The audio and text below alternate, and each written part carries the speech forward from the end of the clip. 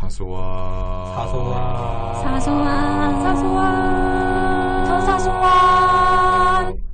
사소한 인터뷰에 더 사소한.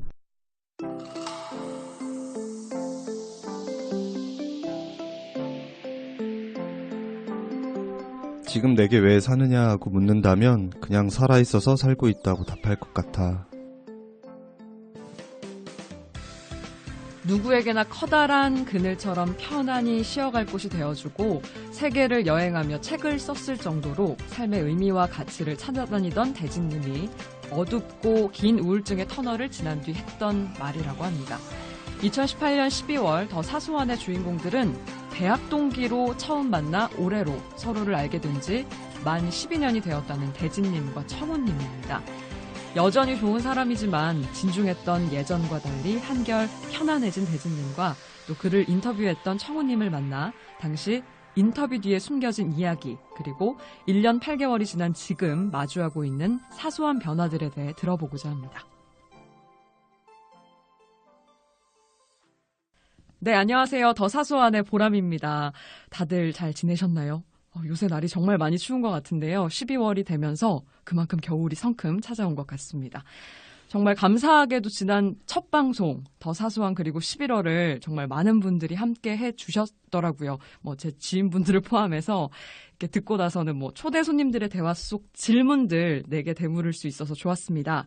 또 기분 좋은 출근길이 될 수 있었어요처럼 따뜻한 말, 정말 좋은 말들 많이 해주신 덕분에 사소인들이 모두 훈훈하게 12월을 맞이할 수 있었습니다. 다시 한번 감사드립니다. 말 좀 하세요.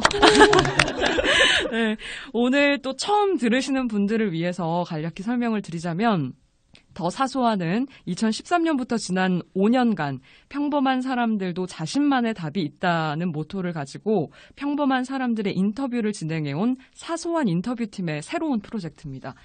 팟캐스트를 통해서 지나간 인터뷰를 돌아보고 또 과거와 현재의 모습을 비교하면서 이렇게 다양한 주제로 함께 이야기를 나눠보고자 하는데요. 더 사소한 그리고 12월 이 첫 시간은 사소한 리터뷰입니다. 이름 그대로 이 사소한 인터뷰에서 진행했던 예전 인터뷰 주인공과 또 그때 이 인터뷰를 진행했던 인터뷰어를 초대해서 그때 당시에 기억을 떠올려보는 그런 시간인데요. 저번 화를 들으신 분들은 알겠지만 사소한 리터뷰의 두 번째 주인공으로 대진님과 청호님을 이 스튜디오로 모셨습니다. 안녕하세요. 반갑습니다. 안녕하세요. 안녕하세요. 많이 어색해 하시죠? 어색하네요. 진짜. 네, 간단하게 우선 자기소개 좀 부탁드리겠습니다. 네, 안녕하세요. 저 사소한 리터뷰로 다시 인사드리게 된 김대진입니다. 반갑습니다. 박수를. 박수만 지금 한 3-4번 치는 것 같죠? 네, 안녕하세요. 저는 김청훈입니다. 제가 대진이 형 인터뷰를 진행했고 사소한 인터뷰 팀에서 5년 정도 활동하고 있는 인터뷰어입니다. 네, 반갑습니다. 워낙 또 조용하신 분들은 아닌데 이게 처음 마이크 앞에 앉으니까 괜히 또 약간 떨리고 조용해지는 것 같은데요. 느끼는 거지만 지금 거의 이제 저희 더 사소한의 게스트들이 아주 경력들이 많아요. 저번에도 2번 정도 인터뷰를 하고 이번 더 사소한에 참여하신 분이고 또 오늘 오신 대진님도 2013년에 처음 인터뷰를 하고 2017년에 이 사소한 인터뷰에 팀원으로 들어오면서 2번째 인터뷰를 하셨잖아요. 그 뒤로 또 약 2년 뒤인 오늘 3번째로 인터뷰를 하게 됐는데 인터뷰가 들어올 때마다 막 다양한 생각이 드실 것 같아요. 어떤 생각이 드세요? 네. 제가 인터뷰를 또 나가도 되나? 이제 약간 네, 좀 부담스러워서 그런 생각도 좀 들었는데 네. 어쨌든 인터뷰를 하게 되면 네. 그 인터뷰를 하는 순간의 기록들을 좀 남길 수 있다는 점에서 굉장히 좋은 것 같더라고요. 그래서 네네. 또 저를 인터뷰를 이렇게 초대해 주셔서 또 감사하다는 생각이 들기도 했고요. 네, 그렇습니다. 그래도 이걸 싫어하시진 않나 봐요. 이렇게 들어올 때마다 잘 해주시는 것 같아서. 그렇죠. 네. 제 이야기를 들어주겠다는데 마다할 사람은 없을 것 같아요. 네. 네. 알겠습니다. 형이 무대 체질인 것도 있어가지고 무대 본인의 체질. 얘기를 잘 하기도 해서 네. 인터뷰하기는 참 좋은 사람인 것 같습니다. 그렇군요. 당시 인터뷰를 진행할 때 대지님께서 이제 예상과 전혀 다른 이런 대답들을 하셔가지고 준비해간 그 사전 질문들을 거의 하지 못했다고 들었습니다. 함께 했던 뭐 그때 팀원들 다 당황했다고 하던데 청우님 당시 그 상황에 대해서 좀 더 설명을 해주세요. 네, 제가 인터뷰를 준비할 때는 형에 대해서 조금 궁금했던 부분이 형이 그 당시에 취업을 새롭게 한 상태였거든요. 제일 처음 했을 때 인터뷰. 바로 아니요. 첫 인터뷰 말고 두 번째 인터뷰를 했을 때. 네네. 그때 인터뷰를 처음 할 때 형이 이제 새롭게 회사 일을 시작하면서 어떻게 사회생활을 준비하게 됐고 그다음에 어떻게 진행해가고 싶은지 아마도 저희 인터뷰가 저희 인터뷰어의 고민에 대해서도 한번 물어보는 시간이기 때문에 제가 당시에 갖고 있던 질문들을 같이 물어보고 싶었던 부분이 있었을 거예요. 근데 그렇게 준비해갔던 질문들이랑 형이 이야기해주는 대답들이 제가 기대했던 답변이 아니어가지고 뭘 기대했길래? 사실 저희가 인터뷰를 진행하면은 어떻게 진행했으면 좋겠고 그런 네. 큰 그림들을 다 그려가서 진행을 하는데 네. 그런 모든 구조가 약간 무너져버린 상태에서 인터뷰를 진행해가지고 대지님 듣고 계시죠? 지금 인터뷰를 같이 있었던 여기 윤주도 지금 같이 있곤 한데 네. 그 당시에 모두가 대혼란에 빠졌던 기억이 있습니다. 그 대혼란이 더 궁금해지네요, 갑자기. 그럼 인터뷰를 하기 전에는 어떤 대답을 예상하고 그렇게 준비를 쭉 하셨는지. 제가 처음에 준비할 때는 형이 이제 새롭게 회사 일을 시작하니까 그전에는 이제 대학원에서 공부를 했던 사람이 이제 새롭게 일을 하면서 가지게 된 마음가짐 그리고 뭐 앞으로의 업무 계획, 하고 싶은 일, 그리고 직업을 구하는 과정도 역시 궁금했었는데 형에게 있어서 그게 전혀 중요하지 않더라고요. 그래서 사전 질문을 준비하기보다는 그 당시에 즉석적으로 질문을 이제 만들어서 대응했던 기억이 있습니다. 즉석 질문을 만들어서 대응을 했다니 아주 오랫동안 인터뷰를 진행해온 그런 베테랑의 기운이 느껴집니다. 그러면 인터뷰를 또 준비하면서 특별히 뭐 신경을 좀 썼던 부분들이 있었나요? 아무래도 형이 저희 인터뷰어로 들어오는 과정에서 저희가 인터뷰를 섭외했던 거거든요. 그래서 이제 형이 앞으로 우리 인터뷰를 진행하면서 어떤 부분을 기대하는지 그런 것들을 저희가 항상 물어보니까 형이 썼던 뭐 사전에 뭐 지원서나 그리고 앞으로의 계획에 대해서 저도 한번 꼼꼼히 살펴보고 형이 하고 싶은 인터뷰 방향에 대해서 어떤 사람들 만나고서 어떤 이야기를 듣고 싶은지에 대해서 물어보려 했던 것도 조금 준비하는 과정에서 신경 썼던 부분입니다. 대지님, 청우님 얘기하실 때 막 끼어들어도 돼요. 혼자 얘기한다고 막. 그날 인터뷰 생각하니까 미안해가지고. 왜요? 얼굴을 못 들겠네요. 그 정도로 다른 방향으로 완전 이렇게 인터뷰를 진행을 하셨던 거겠죠? 그렇군요. 뭐 전혀 다른 대답을 들으면서 그러면 대지님에 대해서 혹시 본인에 대해서 새롭게 알게 된 점이 있으신가요?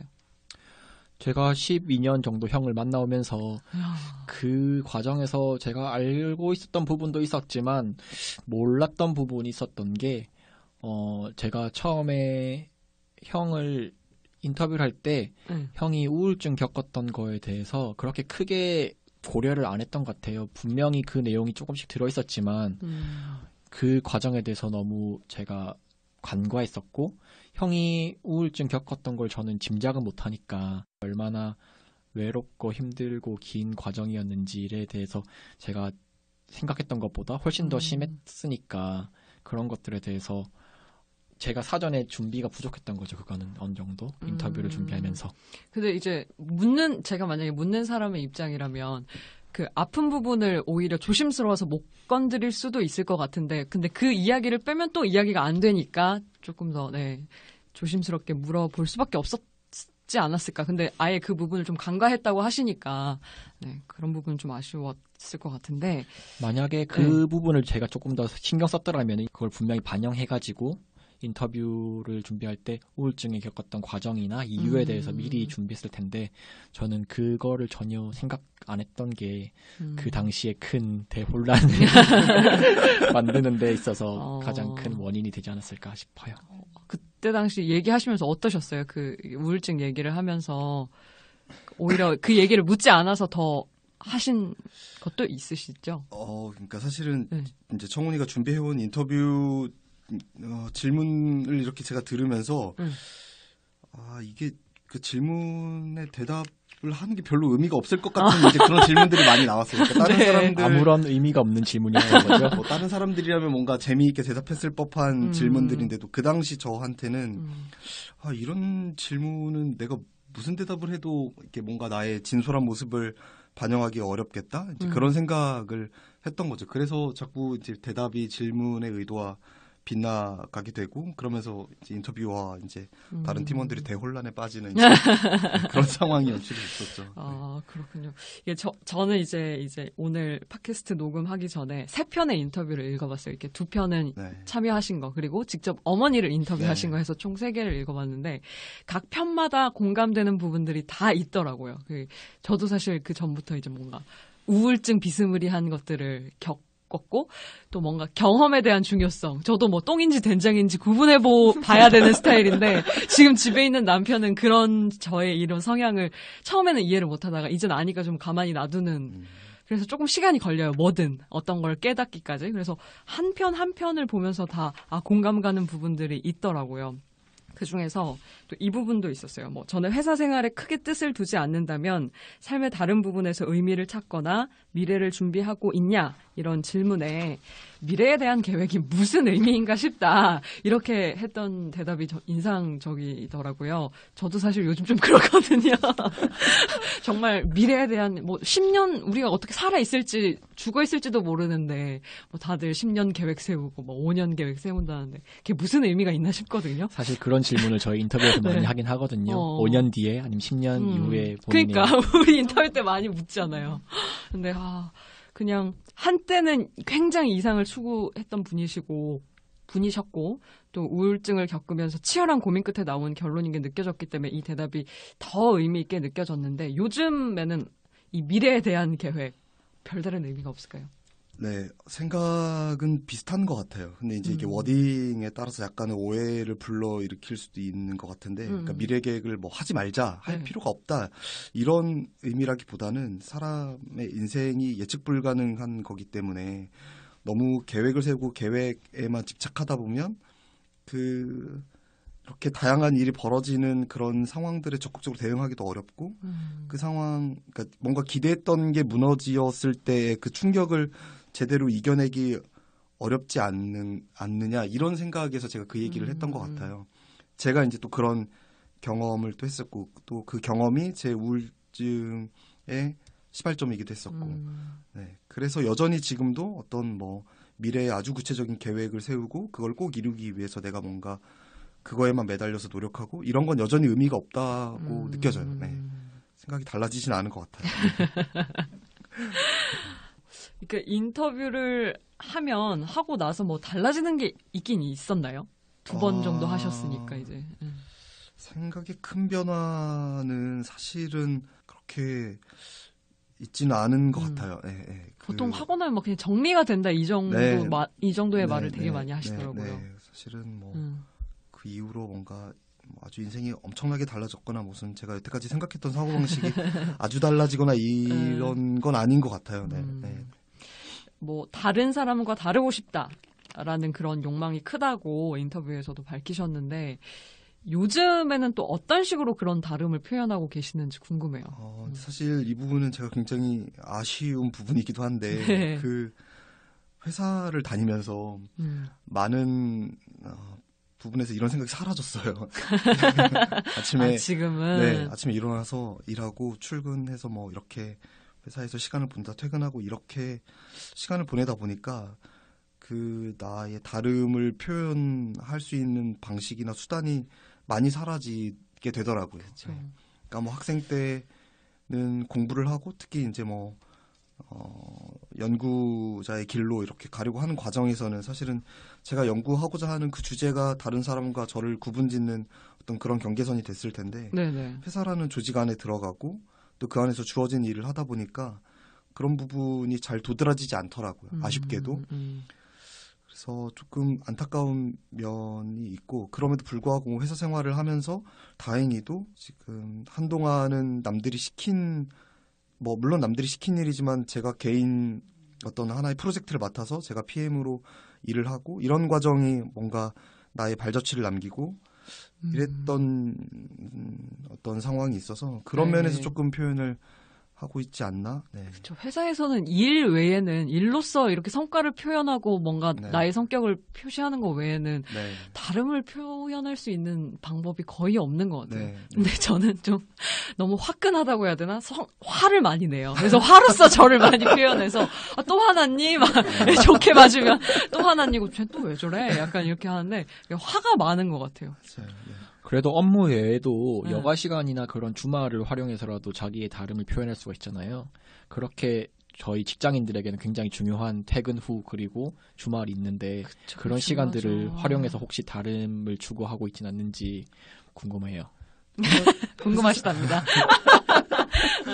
회사 생활이 굉장히 에너지를 많이 앗아가는 것 같아요. 네, 맞아요. 전 개인적으로 혼자 있는 시간이 매우 중요한 사람인데 음. 회사에 출근하면 그 순간부터 퇴근할 때까지 그리고 출퇴근 길까지 포함해서 굉장히 많은 사람들에게 둘러싸여 있고 그 순간이 저의 에너지를 다 이렇게 빼앗아가는 시간처럼 느껴지거든요. 그러면 사실은 퇴근하고 집에 오면 제일 많이 하는 게 누워 있는 거예요.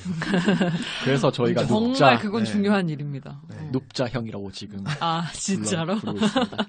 저희가 또 다음 화 때 더 얘기를 하겠지만 혼자 있는 시간이 가장 중요하다고 말씀을 하셨잖아요. 근데 이제 한 달 뒤면 결혼을 네. 이제 하실 텐데 결혼하고 나서 그럼 혼자 있는 시간이 확보가 돼야 되잖아요. 늘 같이 있는데 네, 그렇죠. 이런 거는 어떻게 얘기가 되셨나요? 아, 네, 그 네. 부분이 궁금한데요.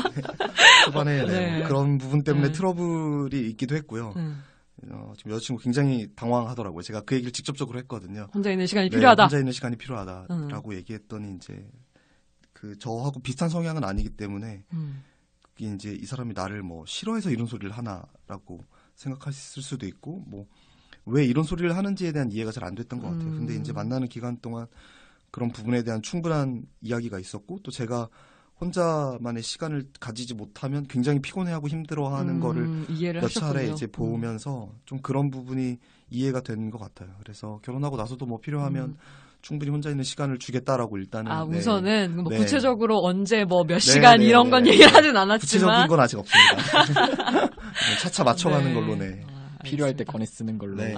그쵸. 저도 그러는 편이에요. 오늘은 좀 혼자 있고 싶어. 그러니까 좀 늦게 들어와줘. 라고. 그러면 남편이 바깥에서 늦게 들어오나요? 그러니까 보통 제가 맞춰서 얘기를 하긴 해요. 뭐 약속이 있을 때 나 오늘 혼자 있고 싶으니까 몇 시 이후로 들어와 줬으면 좋겠어라고 이틀 전에도 얘기를 했었고 그런 식으로 그냥 이제 맞춰가는 것 같아요. 그러니까 집에 일찍 들어오는 사람한테 나 혼자 있고 싶어 이러지는 거의 않는 것 같고 뭐 약속이 있거나 좀 뭐 다른 일이 있을 때 나 혼자 있겠다라고 얘기를 하면 이제 눈치를 보죠. 왜 갑자기 혼자 있고 싶어 하지? 근데 사전에 그런 얘기가 오가는 건 되게 좋은 것 같아요. 근데 그렇게 이야기하면은 서로의 파트너가 약간 조금 아쉬워하거나 그런 부분은 없나요?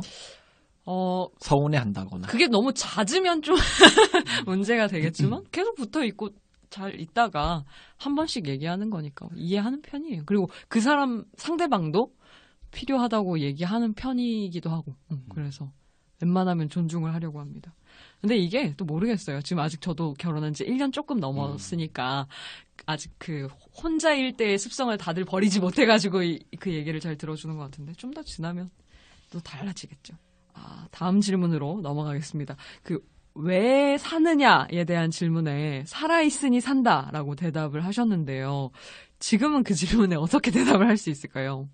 이것도 동일한 대답을 음. 할 수밖에 없는 것 같아요. 여전히 답은 잘 모르겠고 그냥 살아 있기 때문에 사는 거지 어떤 무슨 특별한 목적이나 특별한 이유나 그런 게 있어서 살고 있다라고 대답하기 굉장히 어려운 것 같아요. 그리고 저는 이 질문을 만나는 누구에게나 다 해보고 싶어요. 사실은 왜 사는지, 네. 어떤 이유에서 살고 있는지. 청우님 왜 사나요? 공격. 이러면 갑자기 철학적인 질문이 들어와서 저는 생각을 안 하고 있었는데 뭐 단순히 딱 갑자기 딱 떠오르는 거. 왜 사나요? 자아실현이란 말은 너무 어려운 답변인 것 같고요. 그냥 스스로 제가 원하는 모습대로 살기 위해서 뭐 제가 원하는 모습이 당장 편한 것을 추구한다면은 누워 있을 수도 있고 아니면 조금 더 내가 생산적인 일을 하고 싶으면은 생산적인 일을 선택해서 할 수 있는 건데 그 당시에 제가 원하는 거 어느 정도 어떻게 보면 가장 동물적인 욕구에 따라서 내가 원하는 것들을 선택하고 그런 것들을 하는 과정이 제가 살아가는 이유가 되지 않을까 싶거든요. 특별히 막 엄청난 큰 대의를 위해서 아니면은 엄청난 것을 추구하기 위해서 사는 건 이제는 아닌 것 같아요. 그쵸. 어떻게 생각하시는지.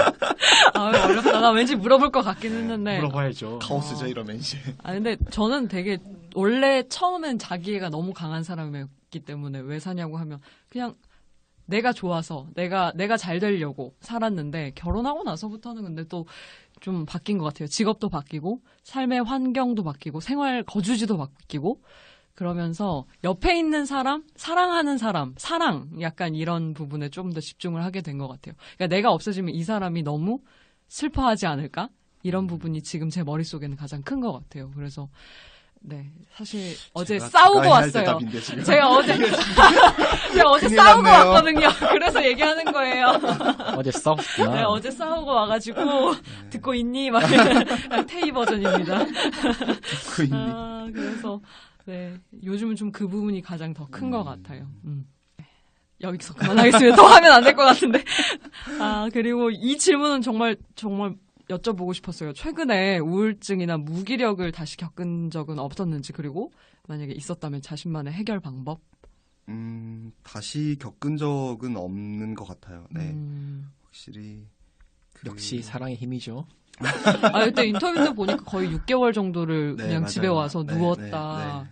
뭐 밥만 먹고 또 누웠다 맞아요, 이렇게. 맞아요. 근데 저도 그랬던 적이 있긴 있었거든요. 그 6개월까지는 아니었어도 정말. 네. 다행히도 다시 겪은 적은 없고 어떤 그 당시에 우울증을 겪게 된, 그러니까 그 우울증이 시작되게 된 어떤 이유가 분명히 있었기 때문에 사실은 그 이유가 다시 오지 않는 한은 뭐 이런 일을 겪진 않을 것 같다 이런 생각이 일단 있고요. 네네.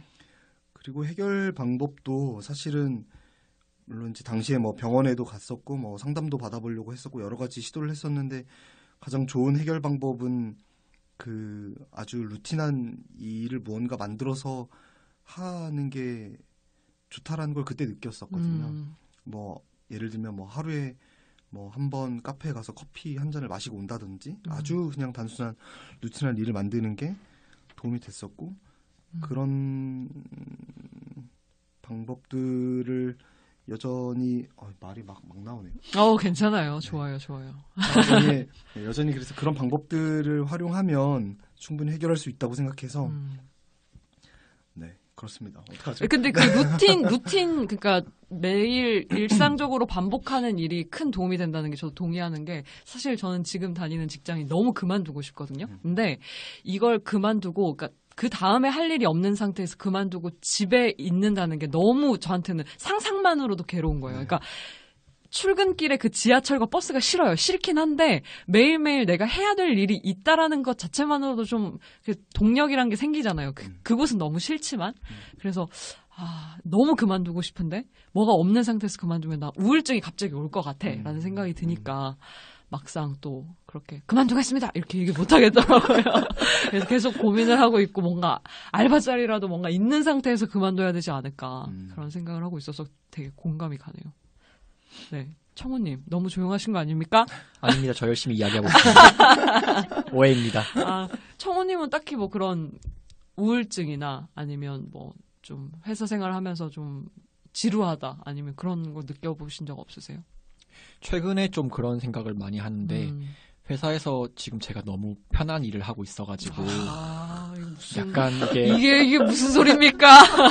욕먹을 짓이긴 한데 네. 제가 7월 달에 부서를 옮기고 그 다음에 6개월 정도 일을 하고 있는 과정에서 저번 팀에 있을 때보다 일이 너무 많이 줄어드는 걸 느낀 거죠. 그래서 일양으로 그리고 비중으로 봤을 때 굉장히 가벼워졌는데 그걸로 인해서 되게 몸과 마음이 편해지긴 했어요. 그래서 여유 시간도 많고 무조건 칼퇴근하고 그렇게 하는데 네. 그렇게 하고 있다 보니까 제가 굳이 왜 여기서 일을 하고 있는가라는 조금 더 근원적인 질문을 하게 되는 거예요. 그래서 이 시간을 조금 더 알차게 쓰면은 분명히 더 좋은 일을 하거나 더 생산성 있는 일을 할 수 있을 텐데 제가 하는 일이 굉장히 없다 보니까 네. 좀 그런 사회에서 내 가치를 인정 못 받는 것 같고 내가 능력이 없는 사람이 돼버린 것 같고 그렇더라고요. 약간 비유를 하자면은 그런 대기 발령 받아가지고 책상 앞에 앉아 있는 사람들이 그 정도 일이 없나요? 그러니까 저도 궁금했어요. 그 정도인가요? 지금 팀이 조금 그래서 아마도 내년 초에 아마도 조직 개편하면서 없어질 팀이 돼버려가지고 진짜로? 또 내년 사업을 준비하는 과정이나 그런 것들에 대해서 뭐 없겠네요, 큰 진짜 고민을 할 필요가 없는 거죠. 그러니까 내가 없어질 팀에 와가지고 지금 잠깐 6개월 동안 일을 하다가 또 새로운 팀에 가게 될 텐데 그런 고민을 하다 보니까 지금은 큰 만족감이나 그런 동력이 없는 상태라서 조금 무기력한 느낌? 출근해서 그냥 가만히 멍 때리고 있다가 그래서 카톡이 빨랐군요. 답이 빨랐어요, 늘. 그래서 제가 요즘 항상 모든 답변에 철저히 칼 대답하고 같아. 해야 하는 일을 다른 해야 하는 일들을 조금 더 챙기고 있는 것 같아요. 그럼 그냥 좀 마음 편하게 좀 체력을 기르고 마음의 근육을 기른다는 느낌으로 좀. 그렇죠. 지금 네. 그래서 다람쥐가 도토리 쌓듯이 어울린다. 뭔가 다람쥐 도토리. 내년 긴 겨울잠을 버티고 이제 또 새로운 일을 하기 위해서 그런 과정이라고 생각해요. 그러니까 그래서 좀 여유가 느껴지기도 해요. 보니까 진짜로 이번 겨울이 지금 입사하고 4번째 맞는 겨울인데 지난 3번의 겨울은 정말로 바빴거든요. 모든 마감이랑 네. 그런 최종 정산이랑 이런 것들 때문에 정말 바빠서 뭐 야근도 많이 하던 시즌이었는데 지금은 그런 게 아니어서 조금 낯설긴 해요. 그래서. 피부가 좋네요. 그래서 왠지 그래 보였어요. 감사합니다. 네. 그럼 이제 두 분이 개인적으로 지난 인터뷰에서 좋았던 부분에 대해서 물어보고 싶은데요. 그러니까 먼저 대진님 했던 답변 중에서 이 말하고 나도 놀랐다. 아니면 이런 질문 해줘서 나 되게 괜찮았던 것 같아 하는 부분이 있으면 하나 얘기해 주세요. 뭐 제가 직접 이렇게 답변을 했던 워딩은 아닌데 제가 네. 하는 이야기들을 종합해서 듣고 팀원들이 그때 공이라는 네. 이야기를 했었거든요. 핵심 그 포인트더라고요. 네, 저도 사실은 생각하지 못했던 내용인데 그게 어떤 저의 그때 당시의 상황을 이렇게 집약적으로 표현해주는 단어였었던 것 같아요. 네. 정말 모든 인터뷰 참여했던 사람들이 인터뷰를 듣고 저를 많이 걱정해줬어요. 왜? 너무 내용이 지금 모든 게 기승전 공이라고 약간 공사상 모든 게 비어있고 허무하고 인생의 모든 허무주의를 이야기를 했던 시간이어가지고 걱정 많이 했었는데 그게 어떻게 보면은 그 당시에 형을 잘 표현하는 말이었고 그걸 인터뷰에서 잘 담아내려고 저는 좀 고민했었는데 그런 내용을 담아냈던 것 같아서 저는 굉장히 좀 스스로에게 만족스러웠던 인터뷰였던 것 그러니까요. 같아요. 저도 읽는데 되게 잘 나타났더라고요. 공사상. 나한테도 정말 필요하다. 지금 욕심을 좀 많이 버리자. 이런 생각을 했었는데요. 그럼 그때와 지금을 좀 비교해보면 어떤 느낌인지 좀 더 채워졌나요? 아니면 더 지금 비워내고 있나요? 그러니까 달라진 부분이 있다면 아까 이야기한 것처럼 이제 다음 달에 결혼을 하게 되는데 저의 이렇게 좀 빈 공간을 많이 결혼하게 되는 친구가 채워줬다라는 생각이 들어요. 네. 필요한 부분을 잘 채워줬죠. 네. 네. 너무 훌륭하신 분입니다. 정말 천사 같으신 분입니다. 이 얘기는 다음한테 더 자세하게 하도록 하고요. 좀 아껴두고 있어요, 제가 지금. 네. 상대방이 나의 모자란 부분을 채워주고 있다. 그게 확연히 달라진 부분이다. 네. 라는 거죠. 그러면 청우님께서는 보셨을 때 그게 확연히 드러나나요? 옆에서 봐도? 제가 인터뷰를 했을 당시의 표정은 너무 안 좋았던 상태였고 뭐 두 번째, 첫 번째? 두 번째 때? 할 때는 형이 그 당시에 약간 마음이 편해서 좀 이제 스스로 농담도 좀 편하게 하고 우리가 오히려 그 당시에 과거보다 조금 더 삶의 무게감을 좀 내려놓은 상태에서 인터뷰를 했던 거라서 그럴 수도 있는데 저는 지금의 형의 모습이 또 마음에 드는 부분이 많거든요. 그래서 웃음도 많아졌고 오히려 이거는 제가 대학교 처음 만났을 때 형의 모습을 보는 것 같아서 그런 부분에서 저는 좀 만족스러운 것 같아요. 이런 평가에 대해서 어떻게 생각하십니까? 또 청훈이가 그렇게 얘기해주니 참 고마운 것 같아요. 옆에서 저를 또 충분히 관심을 가지고 지켜봐줬던 또 이야기인 것 같아서. 네, 벌써 마무리할 시간이 다 되었습니다. 마지막으로 청취자분들께 각자 릴레이 질문 한번 남겨볼까 하는데요. 먼저 대진님부터. 대혼란을 일으킬 질문을 네, 왜 어떤 사시는지. 질문인가요? 왜 사시는지. 네, 왜 사시는지 물어보고 싶어요. 여러분들 왜 사시나요? 그 이유는?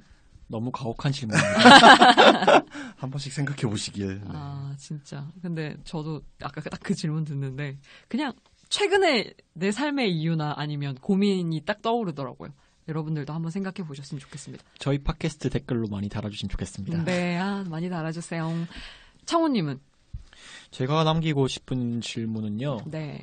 이제 올해가 끝나가잖아요. 네, 그래서 이제 12월 달인데 1월 달에 세웠던 모두의 목표는 못 이뤘을 것 같아요. 하지만 그래도 조금 더 나은 2018년을 마무리하기 위해서 남은 한 달 어떻게 보내고 싶으신지 물어보고 싶습니다. 한 달이 얼마 안 남았습니다, 여러분.